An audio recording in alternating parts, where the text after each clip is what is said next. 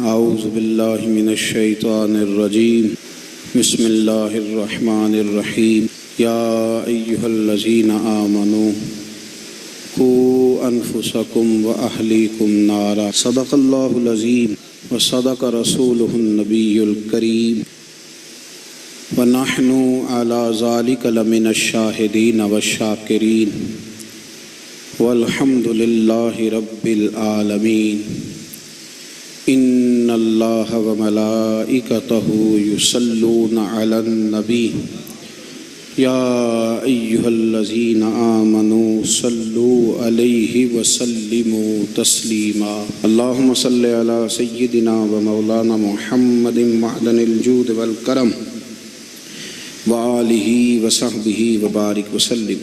حمد و صلاۃ کے بعد عزیز دوستو، بزرگوں اور بھائیوں، امیر المومنین خلیفۃ المسلمین مراد مصطفیٰ صلی اللہ تعالی علیہ وسلم حضرت سیدنا عمر فاروق رضی اللہ تعالیٰ عنہ کو 26 ذی الحج کو زخم لگا تھا، قاتلانہ حملہ آپ پر کیا گیا تھا، اور یکم محرم الحرام کو اسلام کے اس بطل جلیل، اس قائد، اس لیڈر اور دنیا اسلام پر اپنی سیرت کے انمٹ نقوش چھوڑنے والے اس خوبصورت انسان نے دنیا سے پردہ فرمایا۔ حضرت عمر فاروق رضی اللہ تعالیٰ عنہ ان لوگوں میں سے ہیں جو ابن الوقت نہیں ہوتے، ابو الوقت ہوتے، جو وقت کے مطابق نہیں بدلتے بلکہ وقت کو اپنے مطابق بدل دیا کرتے ہیں۔ یہ وہ لوگ تھے کہ دین ان کا اوڑھنا بچھونا تھا، ان کا چلنا پھرنا دین تھا، ان کا ہنسنا اور رونا دین تھا۔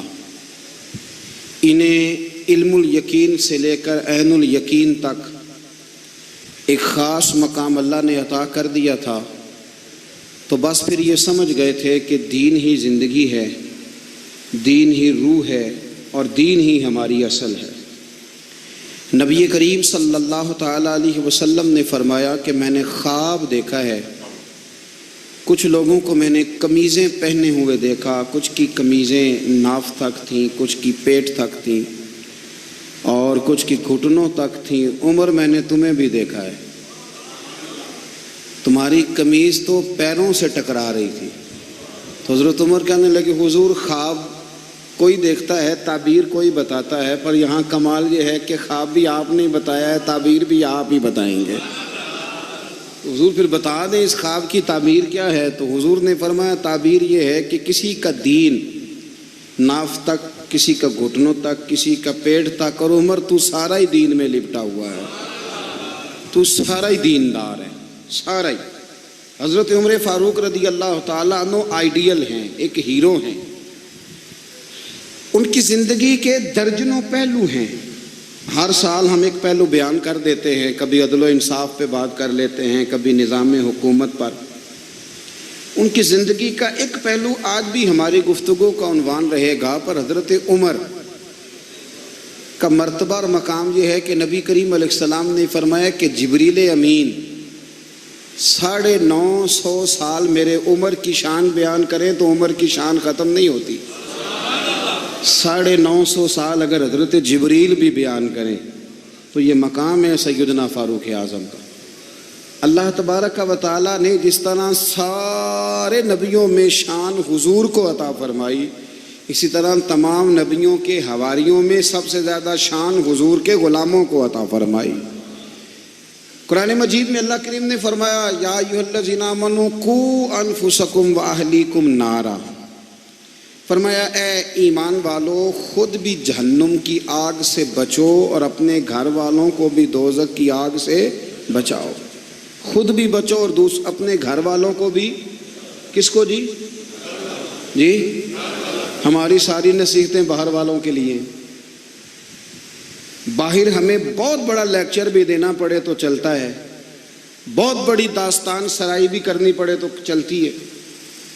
سٹیٹس اور معیار یہ ہے کہ سارا کچھ باہر والوں کے لیے، اور گھر کے وہ پھول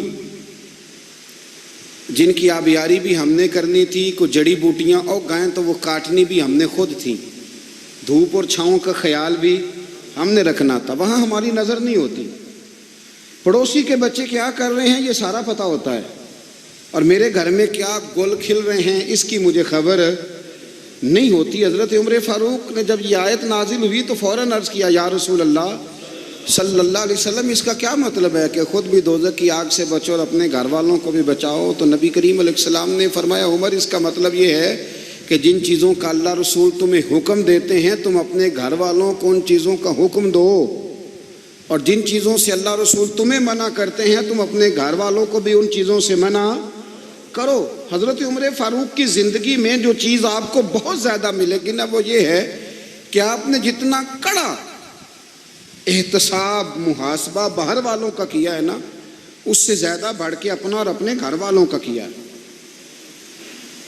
یہ بڑا عجیب معاملہ ہے کہ ہم جتنے لوگ ہیں ہمارا معیار یہ ہے کہ سامنے والا غلط ہے اور میں ٹھیک، یعنی دوسرے کا بچہ گلی میں نظر آ جائے تو اس کی غلطیاں نکلنی شروع ہو جائیں گی، اور میرا بچہ سارا شہر گھوم آئے ایک ٹائر پہ موٹر سائیکل پہ، تو ہم کہتے ہیں کہ ابھی بچہ ہے، انشاءاللہ سیانا ہو جائے گا۔ اگر ابا جی آج تک سیانے نہیں ہوئے کہ اس کو سمجھا لیں، تو پھر بیٹے کا سیانا ہونا تو ہو سکتا ہے کہ وہ 60-70 سال لگ ہی جائیں۔ گھر کے اندر جب تک توجہ نہیں ہوتی، اور سب سے پہلے جب تک اپنی ذات پر توجہ نہیں ہوتی، تو والد کا جب تک کردار بچے نہیں دیکھتے جب تک، اتنی دیر تک ان کا تبدیل ہونا ممکن نہیں ہوتا۔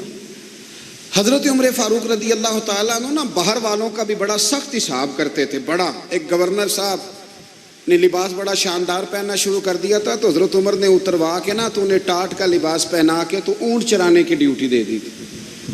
اتنا سخت احتساب کرتے۔ کسائی کی دکان پر بھی 1-2 گھنٹے کھڑے ہوتے تھے۔ جو آدمی مسلسل 2 دن گوشت خریدتا تھا نا، فرماتے تھے اس کا ٹیکس بڑھا دو، لوگوں کو دال نہیں مل رہی اور یہ روز گوشت کھاتا ہے۔ حضرت فاروق اعظم، اس کو جزیہ کہا جاتا تھا، یا کچھ اور معاملات ہوتے تو بڑھا دیتے تھے۔ مسلسل جو 2 دن آدمی گوشت کھاتا تھا، فرماتے تھے مدینے میں غربت ہے، اگر یہ والا نظام تم کرو گے تو غریب لوگ کس کی طرف دیکھیں گے۔ لیکن اس سے زیادہ بڑھ کر جو ان کی زندگی کا معیار اور سٹیٹس تھا وہ یہ تھا کہ اپنے گھر کا خاص خیال رکھتے، خاص توجہ کرتے۔ ملک شام سے اور ایران سے کچھ لوگ آپ کی خدمت میں آئے، تو وہاں سے کچھ کنیزیں بھی آئیں، ان کے بادشاہ پیغام لے کے۔ شاہ ایران کی کنیز کو ملکہ نے کہا کہ نا حضرت عمر کی زوجہ کو دیکھ کے آنا ذرا کس طرح کی ہے۔ ہمارے ملک میں کیا کہتے ہیں، خاتون اول، جی خاتون، باقی سارے دووں میں خاتون اول، ذرا خاتون اول کو دیکھ کے آنا۔ تو وہ جب آئی نا گھر میں ملنے، تو کہا کہ مجھے میری ملکہ نے کہا تھا کہ عمر کی زوجہ سے، اہلیہ سے ملاقات کر کے آنا۔ تو حضرت عمر کی اہلیہ نے نا ایک جوڑا کپڑوں کا دے دیا ملکہ کے لیے، اور ایک خوشبو کی شیشی دے دی۔ اب جب وہ تحفے وہاں بھیج گئے تو اس ملکہ نے نا کچھ سونے کا سامان بھیجا، کچھ زیورات بھیجے، کچھ تحائف بھیجے۔ جب حضرت عمر کے گھر آئے نا، وہ خادم لے کے آیا، اس نے کہا جی آپ کی اہلیہ نے تحفے بھیجے تھے، تو جواب میں شاہ ایران کی بیوی نے، یہاں جس ملک کا وہ سفیر تھا، انہوں نے بھی یہ بھیجے۔ تو حضرت عمر فاروق نا وہ تحفے لے کے گھر گئے، تو جا کے کہنے لگے اپنی اہلیہ سے، یہ تو کب سے تحفے تحائف بھیجنے لگ گئی ہے، یہ کب سے نظام شروع ہو گیا؟ تو کہ حضور تحفہ دینا لینا تو ٹھیک ہے، سنت ہے، محبت بڑھتی ہے، تو یہ کوئی قباحت نہیں، اور میں نے اپنی ذاتی استعمال کے لیے جو چیزیں رکھی تھی وہ میں نے دی ہیں۔ تو حضرت عمر فاروق رضی اللہ تعالیٰ عنہ فرمانے لگے، ہم نے کسی ملک کے ساتھ اور اس کے بادشاہ کے ساتھ ذاتی تعلق نہیں بنانا، تعلق جو بھی بنے گا رسول اللہ کے دین کی برکت سے بنے گا۔ ذاتی رشتے نہیں ہم نے قائم کرنے، ذاتی۔ آپ کے ملک کی جو ایئر لائن جس کا ہر سال خسارے کا ڈنڈورا پیٹا جاتا ہے نا، وہ ہمارے بادشاہ صاحب اور صدر صاحب اگر غیر ملکیوں کو گھوڑا کبھی بھیجنا ہو نا، گھوڑا، تو پورا ایک جہاز گھوڑا لے کے تحفے میں جاتا ہے، پورا جہاز غریب قوم کا یہ سرمایہ، اور قوم بڑی بادشاہ ہے، لائنوں میں لگ کے ووٹ دیتی ہے۔ 2 کام ہمیشہ لائن میں لگ کے کرنے، ایک بل لائن میں لگ کے جمع کرانا ہے، اور ایک ووٹ لائن میں لگ کے، تاکہ پھر پورے 5 سال لائن میں ہی لگے رہیں. مرضی سے آپ ووٹ دینا، پر جو بات درست ہے اس کو سنو. حضرت عمر فاروق رضی اللہ تعالیٰ عنہ نے اپنی اہلیہ سے پوچھا کتنے کا تھا وہ تیرا جوڑا اور خوشبو کی شیشی؟ انہوں نے کہا 3 دینار کی. فرمایا یہ 3 دینار تیرے اور باقی جو تحفے آئے ہیں وہ تو خود کہہ، چونکہ اس نے تیرے نام بھیجے ہیں. تو کہہ کہ میں مال غنیمت میں دیتی ہوں، تو کہہ میں مسلمانوں کو کہہ. تو زوجہ ہنس پڑی، کہنے لگی میں نہ بھی کہوں تو مجھے کہنا تو پڑے گا ہی، کہنا تو میں نے ہے ہی، کیونکہ سامنے عمر فاروق ہیں، لہذا فرمایا کہہ دیتی ہوں میں نے دیا خزانے کو. حضرت عمر نے جمع کرا لیا. میں یہ کیا بات ہوئی؟ میرے گھر والے جو مرضی کریں، ان کا معیار زندگی جس طرح کا مرضی ہو. اور حضرت عمر ایک جملہ کہا کرتے تھے، اللہ کرے کہ یہ باتیں اس دور حاضر میں ہماری سمجھ میں آئیں. حضرت عمر فاروق رضی اللہ تعالیٰ عنہ اپنے بچوں کو فرمایا کرتے تھے کہ بہت آدمی کو بھوک لگی ہو نا، اور پھر اس کی پسند کا کھانا پکا ہو تو اتنے شوق سے وہ اس کھانے کو دیکھتا ہے نا، فرمایا اس طرح پوری قوم اپنے بادشاہوں کے خاندان کو دیکھتی ہے. اس تیزی کے ساتھ دیکھتے ہیں کہ ان کے گھر میں کیا ہو رہا ہے، ان کا معیار زندگی کیا ہے، ان کا سٹیٹس کیا ہے. سیدنا فاروق اعظم رضی اللہ تعالیٰ عنہ نے اپنے گھر کے اندر اپنے بچوں، آپ کے بچے دونوں کاروبار کے لیے مصر گئے تو وہاں کے گورنر صاحب نے لوگوں سے، ایک بہت بڑا قافلہ گیا مدینے سے مصر تجارت کے لیے، جاتے ہیں نا آج بھی قافلے کئی ملکوں میں، تو یہ گئے تجارت کے لیے. تو حضرت عبداللہ ابن عمر، حضرت عبید اللہ ابن عمر، حضرت عمر کے دونوں بیٹے گئے. جناب عمر فاروق کے بچے جب وہاں پہنچے تو مصر کے گورنر نے نا لوگوں کو تعارف کرایا کہ یہ عمر فاروق کے بیٹے ہیں. یہ حضرت یہ چودھری کے بیٹے کو کون بتاتا ہے کہ تو چودھری کا بیٹا ہے؟ باہر والے بتاتے ہیں، گھر والے جی. اور سیٹھ صاحب کے بیٹے کو کون بتاتا ہے کہ تو سیٹھ صاحب کا بیٹا ہے؟ اور مالک کو کون بتاتا ہے کہ تو مالک کا بیٹا ہے اور یہ کرایہ دار ہے؟ یہ کون بتاتا ہے؟ یہ سوچ ہم دیتے ہیں بچوں کو. چودھری اور کمی کی سوچ، امیر اور غریب کی سوچ، مالک اور کرایہ دار کی سوچ، گھر کے مالک کی اور کام کرنے والے کی سوچ، یہ ہم دیتے ہیں. یاد رکھنا یہ ہم دیتے ہیں، یہ ہمارا مزاج ہے، یہ باہر سے نہیں آتی. تو کوئی شہزادہ ہے، تو سیٹھ ہے، تو نواب ہے، یہ سوچ باہر سے نہیں آتی. یہ اماں سوچ دیتی ہے، اماں، یہ ابا سوچ دیتا ہے. اور پھر جب تباہی اترتی ہے تو اس کے ذمہ دار بھی باہر والے نہیں ہوتے، گھر والے ہوتے ہیں. گھر والے، ہمارے بچوں کی طبیعتوں پر زیادہ نقش باہر والوں کا نہیں ہوتا، گھر والوں کا ہوتا ہے. یاد رکھیے گا. حضرت عمر فاروق رضی اللہ، بچے ہیں، شہزادے ہیں، وہ کاروبار کرنے گئے اور وہاں لوگوں نے بتایا گورنر صاحب نے کہ یہ فاروق اعظم کے بچے امیر المومنین کے. لوگوں نے ان سے زیادہ مال خریدا، تجارت میں زیادہ نفع ہوا. ظاہر ہے کہ وہ آپ کے جو اللہ خیر کرے حکمران ہیں، ان کے کاروبار کتنے ملکوں میں ہیں، کس بنیاد پر ہیں؟ وہ صرف اس بنیاد پر کہ وہ حکمران رہے، ان کے لیے آسان تھا بڑے لوگوں سے تعلقات بنانا. حضرت عمر فاروق رضی اللہ تعالیٰ عنہ کے بچے ڈھیروں مال کما کے جب واپس آئے نا تو حضرت عمر سے آ کے بچوں نے بطور محبت کا، ابا جی اللہ نے بڑا ہی فضل کیا ہے، بڑا مال کمایا الحمدللہ، یہ دیکھیں کتنا نوازا ہے. تو حضرت عمر کہنے لگے سارے قافلے نے اتنا ہی کمایا ہے، سارے قافلے نے اتنا ہی کمایا ہے؟ کہ حضور نہیں، سارے قافلے نے اتنا نہیں کمایا، سب کو اتنا نہیں ملا. وہ تو وہاں گورنر صاحب نے لوگوں کو تعارف کرایا تھا کہ یہ عمر کے بچے ہیں، تو لوگوں نے پھر ہم سے بڑا ہی خریدا. تو حضرت عمر فرمانے لگے ٹھیک ہو گیا، میں بات سمجھ گیا ہوں. اس طرح کرو، جو تمہاری اصل زر تھی نا، جو راز تھی، وہ رکھ لو اور باقی سارا مال خزانہ میں جمع کرا دو. اس لیے کہ یہ تم نے تجارت نہیں کی، یہ تم نے اپنے باپ کا نام بیچا ہے، یہ تم نے امیر المومنین کے بیٹے ہونے کا فائدہ اٹھایا ہے. فرمایا یہ تمہارا نہیں حق، یہ مسلمانوں کا ہے. اس لیے کہ یہ مال تم نے محنت سے نہیں کمایا، یہ باپ کی کرسی کا فائدہ اٹھایا ہے. اور فرمایا اگر تم نے مال جمع نہ کرایا تو میں مال بھی لے لوں گا زبردستی اور کوڑے بھی ماروں گا، ڈبل سزا دوں گا. مرضی سے جمع کراؤ گے تو کوڑوں سے بچ جاؤ گے. بڑے بیٹے نے تو جمع کرا دیا تو چھوٹا تھوڑا پریشان ہوا.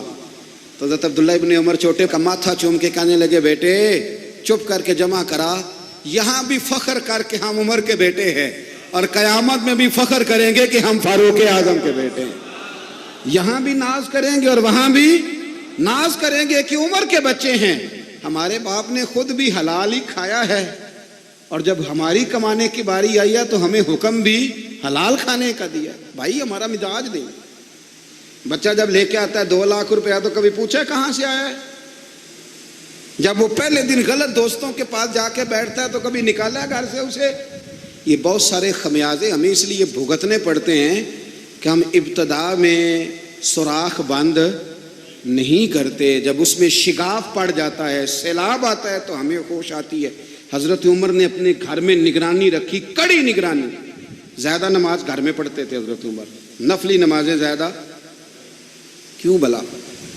بھائی یاد رکھیں کہ آپ نے اگر سجدہ کرنا ہے تو بچہ لیٹ جائے گا، وہ اسے پتا کوئی نہیں سجدہ کیا ہے، لیکن جب گھر میں کبھی قرآن ابا جی کھول لینا، جب ابا جی کا موڈ بن جائے نا لیکچر دینے کا، وہ گھر میں شروع ہو جاتے ہیں، کہتے ہیں آپ لوگ نماز نہیں پڑھتے اس لیے میرے کاروبار میں برکت کوئی نہیں، تم سویرے قرآن پاک نہیں کھولتے تو میں تباہ ہو گیا ہوں۔ تو میاں آپ نے کب گھر میں قرآن پاک کھولا تھا؟ آپ نے کب نماز پڑھی؟ آپ نے کب گھر کے اندر اللہ رسول کا ذکر کیا تھا؟ آپ نے کب حدیث چھیڑی؟ آپ نے بھی تو گھر کے اندر جب بھی آپ آئے ہیں تو آپ نے وہی کچھ کیا جو دنیا دار کرتے ہیں۔ آپ بھی تو اپنا موبائل لے کے الگ کونے میں بیٹھ گئے۔ آپ نے بھی تو کہا ہے کہ اب تمہارے چینل ختم، اب میری مرضی والا چلے گا۔ تو جو آپ نے کیا ہے بچے بھی وہی کام کریں گے۔ آپ نے بھی گپ شپ لگائی ہے تو وہ بھی لگا رہے ہیں۔ یہ سمجھ لیں جو کام آپ کریں گے آپ اپنے بچوں کی سیرت میں اس کا جلوہ دیکھ لیں گے۔ بڑی پکی سی بات ہے کہ آپ کو بچے کی عادتیں دیکھ کے سمجھ آ جائے گی کہ میں بھی یہی کرتا تھا اور یہ بھی۔ حضرت عمر فاروق رضی اللہ تعالیٰ عنہ وصال فرما گئے تو آپ کے وصال کے بعد حضرت عثمان غنی رضی اللہ تعالیٰ عنہ نے آپ کی ایک بیوہ سے نکاح کیا، حضرت عمر کی ایک بیوہ سے۔ جب وہ آپ کے نکاح میں آئی تو کہنے لگی حضرت عثمان غنی سے کہ حضور نہ تو میں خوبصورت ہوں اور نہ میں جوان ہوں، نہ آپ کی کوئی خدمت کر سکتی ہوں، میرے ساتھ نکاح کرنا سمجھ میں نہیں آیا۔ کیا شاندار جواب دیا حضرت عثمان غنی نے، کیا خوبصورت جواب دیا۔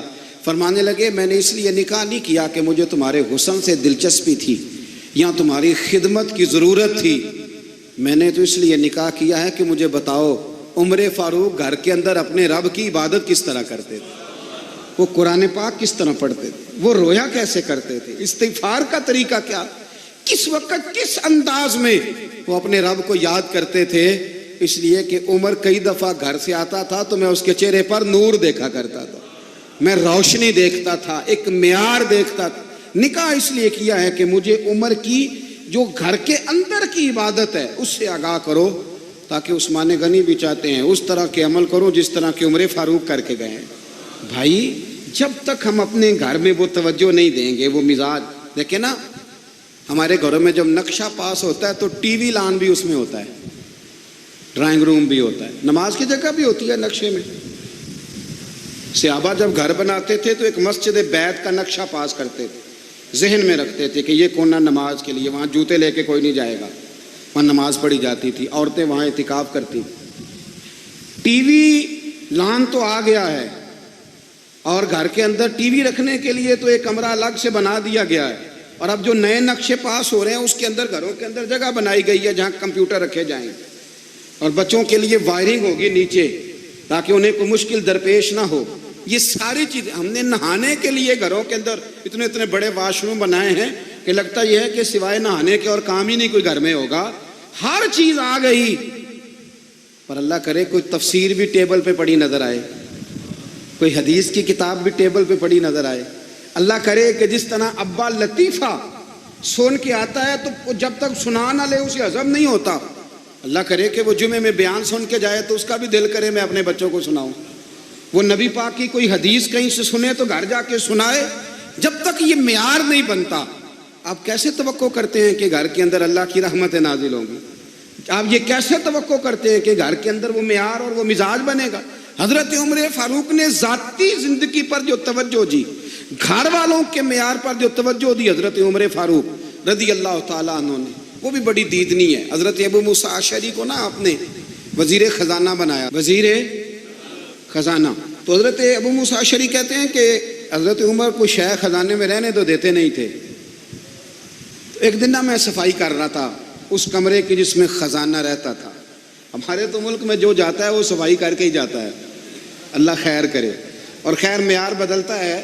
جو پچھلی حکومت ہوتی ہے وہ قرضہ اٹھاتی ہے, وہ باہر سے جاتی ہے تو قرضہ لے کے آتی, اور جو نہیں آتی ہے وہ کہتی ہے ہمیں پیکج مل گیا ہے. وہ قرضہ نہیں اٹھاتے, ان کو کیا ملتا ہے؟ یعنی پچھلی نے قرضہ لیا تھا اور ہم نے, واہ جی واہ کیا خوبصورت انداز ہے. اس کا نام بدل کے نا, انہوں نے قرضہ لیا تھا اور ہم نے, میں کہا بڑے شاندار سیانے بندے ہو گئی. اور اللہ تعالیٰ خیر فرمائے. ہمارے جو بڑے شاندار قسم کے دوست ہیں نا, شاندار, جن کا ادب سے نام لیتے ہیں, وہ عرب کے بادشاہ ہیں. ہم تو عرب خالی کہتے بھی نہیں, عرب شریف کہتے ہیں, عرب شریف. انہوں نے پتہ کیا کیا ہے؟ انہوں نے اس طرح کیا ہے کہ جو کشمیریوں کا قاتل تھا نا, اس کے گلے میں میڈل ڈال دیا ہے.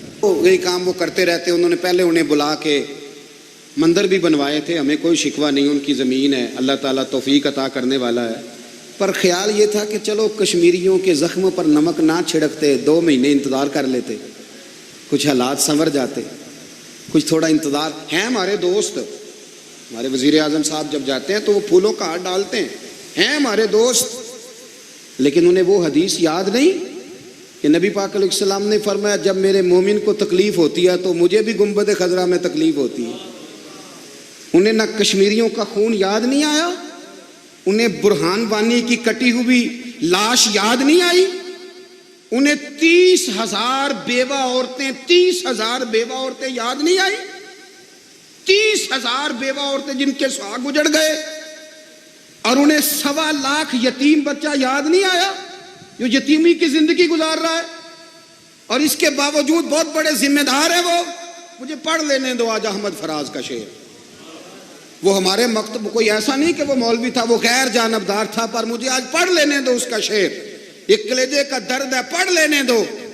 اس نے کہا تھا کہ پڑھتا ہوں تو کہتی ہے یہ خالق کی کتاب ہے, مثل یہودی یہ سعودی بھی عذاب, اس قوم کے بارے میں کیا لکھوں فراز, کعبے کی کمائی سے جو پیتے ہیں شراب, کعبے کی کمائی سے جو پیتے ہیں شراب, اس قوم کے بارے میں کیا لکھوں فراز. کہ کعبے کی کمائی سے جو پیتے ہیں شراب, میں خیال نہیں آیا تمہارا صرف دین یہ ہے کہ قبریں گرا دو, مزارات گرا دو, فقط یہ دین ہے؟ کوئی نبی پاک کے روزے کی طرف منہ کرے تو اسے مشرک کہو, یہ دین ہے؟ اس کا نام مذہب رکھا ہے تم نے. مذہب تو اس کا نام ہے کہ جو رسول اللہ کا نام لینے والا ہے وہ ہمارا یار ہے, اور جو نبی پاک کا نام لینے والا نہیں, ہمارا اس سے کوئی تعلق ہے. یہ دین ہے. حضرت عمر فاروق کی سیرت سنا رہا ہوں, حضرت عمر کی. حضرت ابو موسیٰ اشعری نے ایک عیسائی کو منشی رکھا تھا, اکاؤنٹ آفیسر حضرت ابو موسیٰ اشعری نے. تو حضرت عمر فاروق بول پڑے, کہنے لگے تمہیں مسلمان کوئی نہیں ملا تھا, کلمہ گو نہیں تمہیں نظر آئے, کشمیریوں کی لاشیں نظر نہیں آتی, ان کا خون بہ رہا ہے, تباہی اتر رہی ہے, اور تم قاتل کو گولڈ میڈل پہنا رہے ہو. اور یاد رکھنا, جب مسلمانوں کی بچیاں روندی جاتی ہوں نا تو پھر اسلام امن کا درس نہیں دیتا, پھر اسلام جہاد کی بات کرتا ہے, پھر اسلام جہاد کی بات کرتا ہے, جہاد کی. وہ قومیں غیرت مند نہیں ہوتی کہ جن کے گھروں میں آگ لگی ہو اور وہ غیروں کو ہار پہناتی پھریں. اللہ کا کچھ خوف کرو, زندگی مختصر ہے. دبئی میں کتنے رہے اور کتنے چلے گئے, خدا را کچھ خدا. تم سے اچھے تو وہ نیو یارک کے رائٹر ہیں جو کم از کم اپنے کالموں میں کشمیر کی بات کرتے ہیں. تم سے اچھا برطانیہ کا وہ شخص ہے جو کم از کم BBC لندن پہ رپورٹ جاری کرتا ہے تو کہتا ہے کشمیر پہ ظلم ہو رہا ہے. تم سے تو وہ اچھے رہ گئے. تم نے بات کرنا تو دور کی بات, تم نے دشمنوں کے گلے میں ہار پہنانے شروع کر دیے. کل جب پوچھیں گے بلا کے تم کو اپنے سامنے, کیا جواب جرم دو گے تم خدا کے سامنے. بڑی تکلیف ہوئی, بڑی تکلیف ہوئی. وہ نا منصور حلاج کو پھانسی دی جا رہی تھی تو حضرت جنید بغدادی بھی آ کے دیکھنے لگے. تو منصور حلاج کہنے لگے بابا سارا زمانہ دیکھے پر تو نہ دیکھ, سارا زمانہ تماشا دیکھے انہیں تو پتہ کوئی نہیں نا, تو نہ دیکھ. عرب شریف والو, ٹرمپ اسے انعام دیتا تو تکلیف کوئی نہیں تھی, ملکہ وکٹوریا اسے انعام دیتی تو تکلیف کوئی نہیں تھی, پر تم تو نہ ایسا کرتے.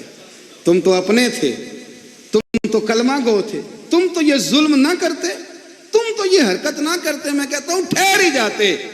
جانا نہیں دنیا سے, اللہ کے حضور حاضر نہیں ہونا. جب رسول اللہ قبر میں آئیں گے تو کیا جواب دو گے؟ خدا را حضور نے فرمایا تھا گناہ روک نہیں سکتے تو دل میں ہی برا جان لو. ذالک اضعف الایمان، یہ کمزور ایمان ہے. کم از کم اتنی حد تک تو آ جاؤ، دشمن سے گلے تو نہ ملو. خدا را سمجھے ہمارا پہلا تعارف یہ ہے کہ ہم رسول اللہ کے غلام ہیں. اقبال نے کہا تھا وطن کا بت نہ بنانا، وطن کو بت نہ بنانا. اقبال کہنے لگے ان تازہ خداؤں میں بڑا سب سے وطن ہے، جو پیرہن اس کا ہے وہ مذہب کا کفن ہے. اس لیے کہ بازو تیرا توحید کی قوت سے قوی ہے، اسلام تیرا دیس ہے. اسلام تیرا دیس ہے. کیونکہ تو مصطفی ہے، تو نبی پاک والا ہے، مصطفیٰ والا. اسلام تیرا دیس ہے، تو مصطفی ہے. امریکہ میں جو مسلمان رہتا ہے ہمارا بھائی ہے، اور پاکستان میں جو مرزائی رہتا ہے اس سے ہمارا کوئی تعلق نہیں ہے. حضرت عثمان غنی نے اپنے چچا کے بیٹے سے کہا تھا کہ تو کلمہ نہیں پڑھتا تو تیرا میرا رشتہ کوئی نہیں. بلال حبش سے آیا ہے پر میرے نبی کا غلام ہے تو سگے بھائیوں سے بھی آگے ہے. ہزاروں قومیں وجود میں آئیں دہر میں خشک و تر کے رشتے سے، پر ہم نے بنیاد دوستی رکھی یاد خیر البشر کے رشتے سے. اپنی ملت پر قیاس اقوام مغرب سے نہ کر، خاص ہے ترکیب میں قوم رسول ہاشم. کچھ خیال کرے.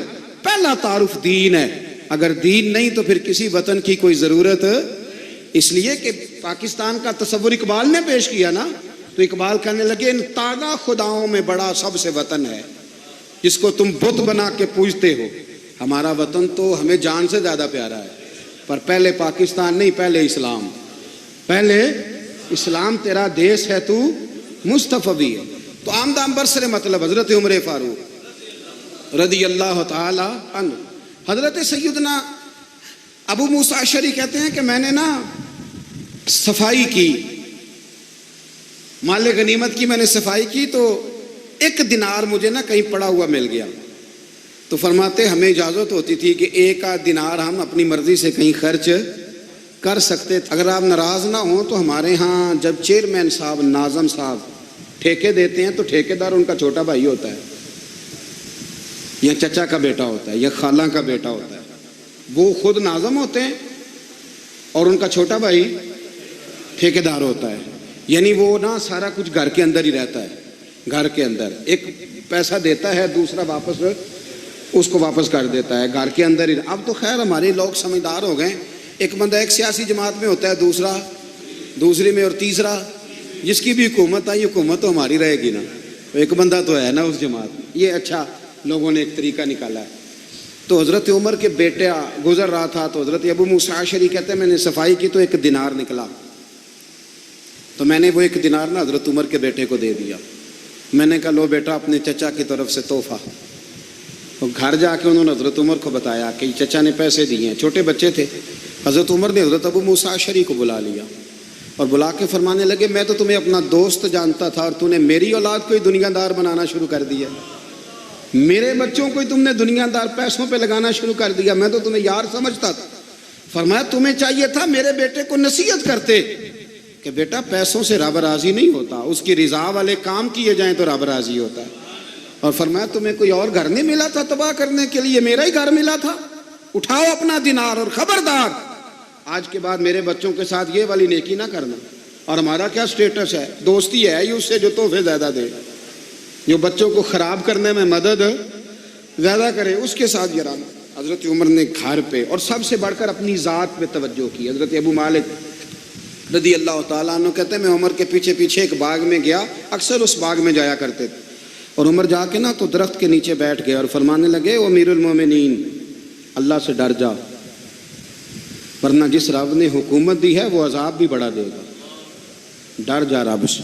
کبھی ساری زندگی حضرت عمر نے اپنا کوئی تعارف نہیں کرایا، کبھی نہیں. ایک بندے نے آپ کے سامنے تعریف کر دی آپ کی تو فرمانے لگے تو خود بھی ہلاک ہوا اور مجھے بھی ہلاک کر دیا. کیا ضرورت پڑی ہے میری تعریفیں کرنے کی؟ اتنی دیر میری تعریف میں لگائی. اللہ کا ذکر کرتا رب تجھے ثواب دیتا، حضور پہ درود پڑھتا تو رب تیرے اوپر رحمتیں نازل کرتا. کس چکر میں؟ آج جتنا اچھی کوئی خوشامد کرے اتنی اچھی وزارت ملتی ہے، جتنی اچھی اس کو جو ہے وہ چاپلوسی کرنی آئے درجہ بھی اسے اتنا ہی اچھا ملتا ہے. حضرت عمر فاروق رضی اللہ تعالیٰ عنہ آپ کے بیٹے کہتے ہیں، صاحب فتوح الشام نے لکھا ہے آپ کے صاحبزادے کہتے ہیں میں نکلا تو میرے ابا جی نا اپنی پشت پر مشکیزہ رکھ کے کنویں سے پانی بھر کے آ رہے.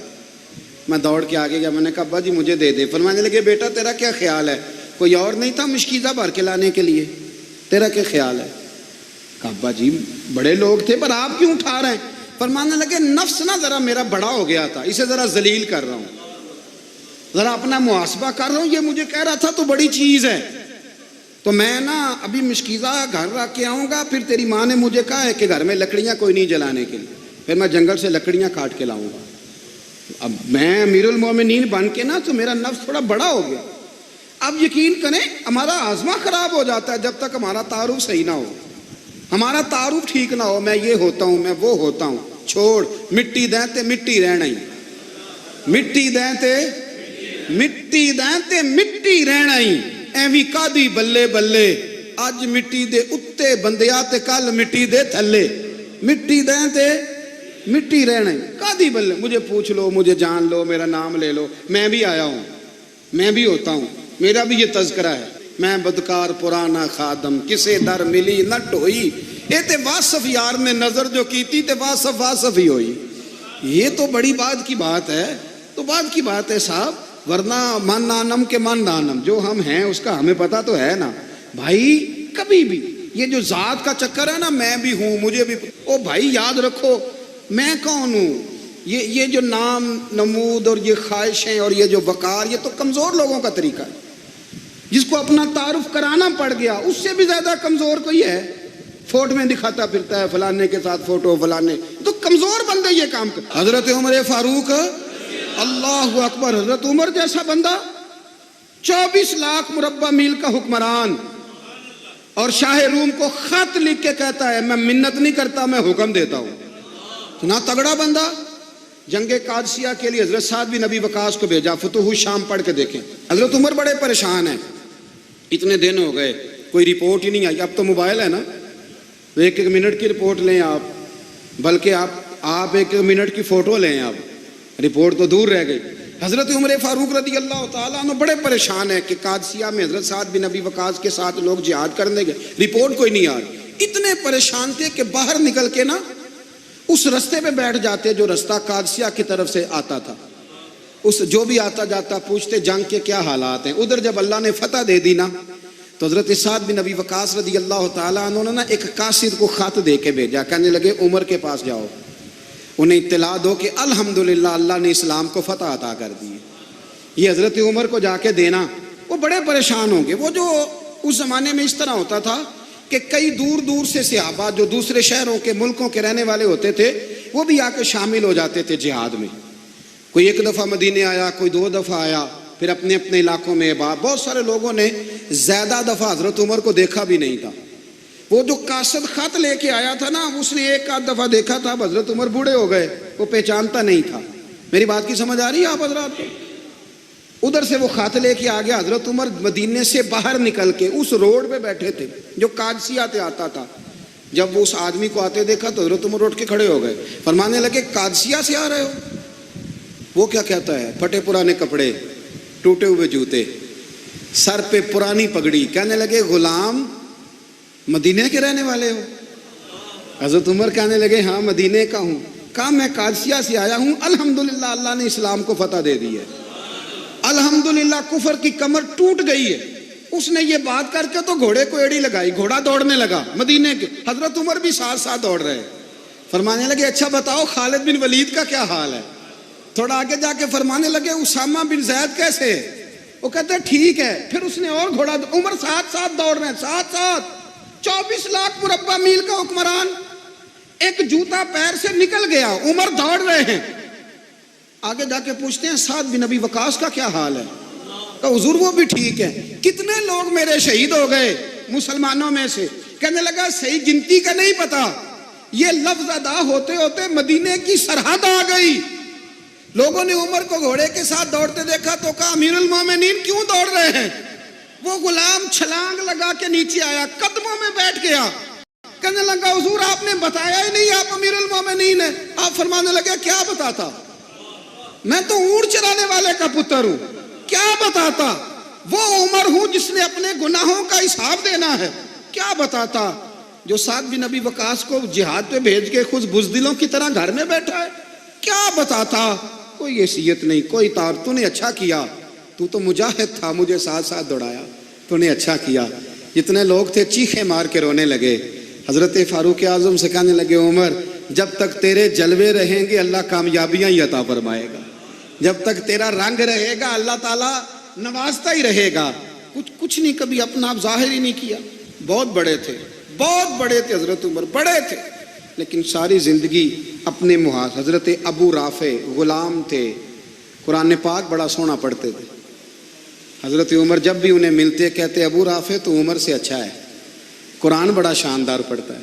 تو وہ کہتے حضور اگر میں قرآن صحیح پڑھتا ہوں تو آپ کو قرآن کی تشریح زیادہ صحیح آتی، آپ بھی تو مجھ سے افضل ہیں۔ تو آپ فرماتے نہیں، پھر بھی تو مجھ سے افضل ہے۔ کیوں؟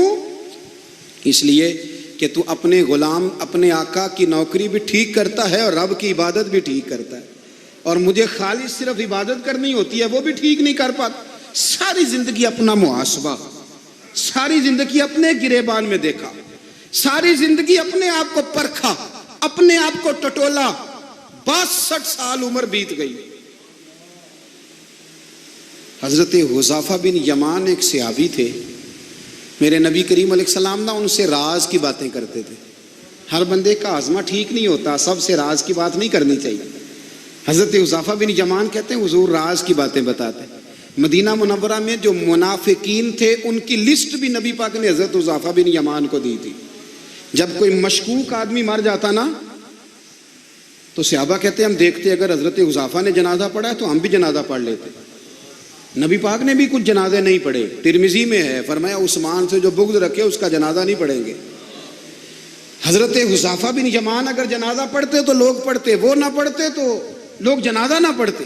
حضرت حذیفہ بن یمان کہتے ہیں جناب عمر فاروق کی خلافت کے آخری ایام تھے، کچھ دنوں کے بعد وہ شہید ہو گئے۔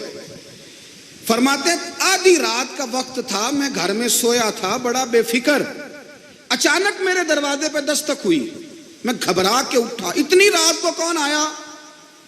کہتے ہیں قربان جاؤں، دروازے پہ گیا تو امیر المومنین فاروق اعظم دروازے پہ۔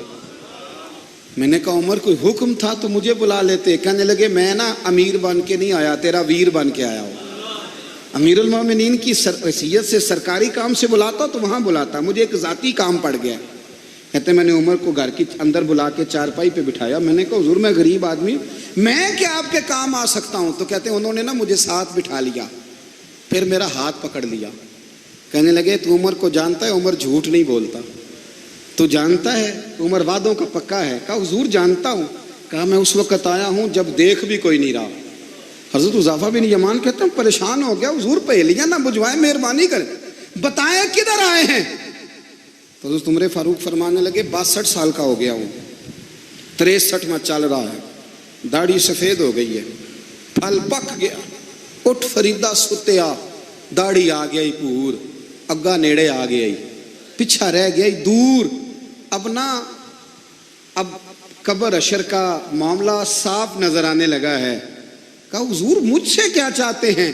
حضرت عمر رو پڑے، کہنے لگے آج میں عشاء کے بعد نکلا ہوں تو نبی پاک کے صحابہ مجھے نیک کہہ رہے تھے، پھر میں نے بچوں کی ماں سے اور بچوں سے بھی پوچھا ہے، وہ بھی مجھ سے راضی ہیں، پر حذیفہ تیرے ساتھ نبی پاک راز کی باتیں کرتے تھے، سچ بتا کہیں عمر کا نام منافقوں میں شامل تو نہیں؟ سچ بتا ان منافقین میں تو شامل نہیں، کہیں اوپر سے تو نہیں سارا کچھ؟ حضرت حذیفہ بن یمان کہتے ہیں میں باپ کے مرنے پہ اتنا نہیں رویا جتنا عمر کے سوال پہ رویا۔ میں قدموں میں بیٹھ گیا، میں نے کہا نہیں عمر یہ تو میں نے نہیں سنا، لیکن یہ میں نے نبی پاک سے ضرور سنا ہے کہ میرے بعد اگر کوئی نبی ہوتا تو عمر ابن خطاب ہوتا۔ یہ میں نے اپنے کانوں سے سنا ہے کہ عمر جس گلی سے گزرے شیطان رستہ بدل جاتا ہے۔ یہ میں نے اپنے کانوں سے سنا ہے کہ 950 سال حضرت جبریل جناب عمر کی شان بیان کریں تو پھر بھی بیان نہیں ہو سکتا، یہ میں نے ضرور سنا۔ دوستو ساری زندگی حضرت عمر نے اگر دوسروں کا محاسبہ کیا تو اپنا اور اپنے بچوں کا بھی کڑا خیال رکھا، اپنی ذات پر بڑی توجہ دی۔ جو لوگ اپنا بھول جاتے ہیں نا، ہمیں اپنی صحت کا بڑا خیال ہے لیکن اپنی روحانی زندگی کا کوئی خیال نہیں ہے، قلبی زندگی کا کوئی تصور نہیں ہے۔ آپ یقین کریں موٹا آدمی کمزور ہونے کے لیے جدوجہد کر رہا ہے، کمزور طاقتور ہونے کے لیے، لیکن جس کو کتنے دن بیت گئے اللہ رسول کی یاد میں رویا ہی نہیں، کتنے دن بیت گئے نہ سننے کو دل ہی نہیں چاہا، جسے مہینوں بیت گئے اور قرآن پاک کی طرف نظر ہی نہیں گئی، وہ فکر مند ہی نہیں۔ زندگی زندہ دلی کا نام ہے، مردہ دل کیا خاک جیا کرتے ہیں۔